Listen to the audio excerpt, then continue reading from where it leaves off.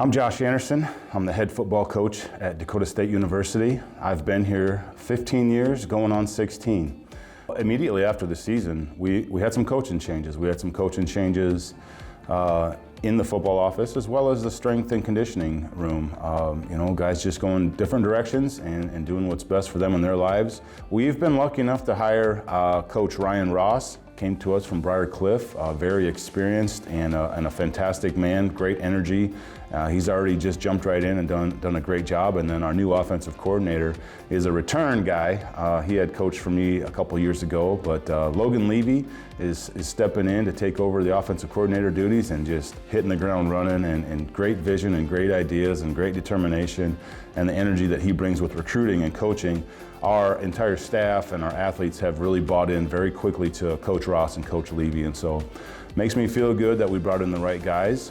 And then that's taken us into the spring schedule after the winter break, and our guys, have just jumped right in. But Coach Sensabaugh has been appointed for football as our strength conditioning coach, as well as his defensive coordinator duties. And I mean, he is phenomenal with everything that he does. The guys absolutely love him and have bought into him real quick. They are gaining the necessary weight and hitting the schedules that they need in the weight room.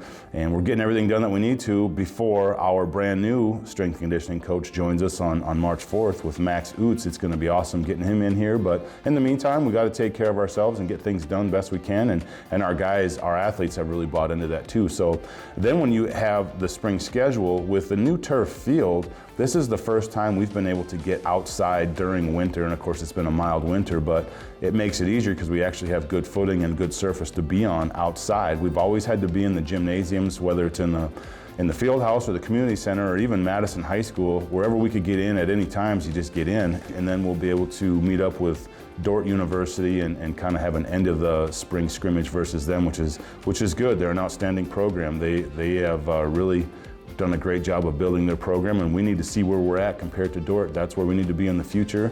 We really haven't skipped a beat.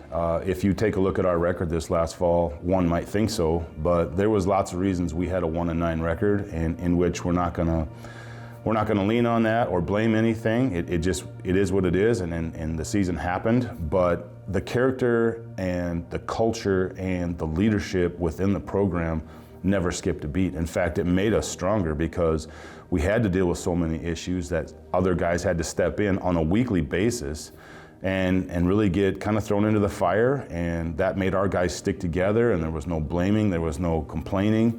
It was just a matter of let's do the best we can, and we were in every single game. The culture and the leadership and the structure and the camaraderie of the team has never been better. And I'll give you an example.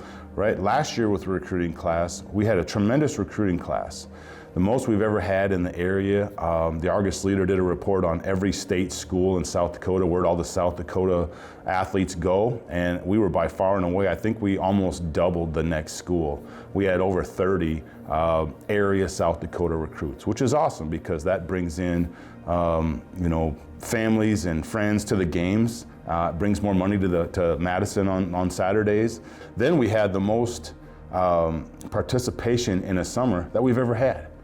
And it was outstanding, it was fun. I mean, we were really gearing up for a great season, but before the season even started, we had some key guys go down with some season-ending injuries, and it's very frustrating. The worst part about any sport is injuries. And when you have to deal with those, it's frustrating at any level, but man, we really had to deal with them this last year, because then once we started fall camp, okay, it just kept happening week after week after week, and it wasn't one thing or the other. It wasn't a bunch of shoulders or knees or hamstrings or this or that where we could change how we practice or change what we do in the training room or the strength room. Like, it just had a bunch of different issues, and it was just really odd. But again, we have to deal with it, and that's the part of sports that teaches you about life, where you can't complain. You have to keep working. You have to keep going. And we just signed another, 32, I think, where 23 of them were from South Dakota. And another report comes out, and here we are amongst all those coaching changes.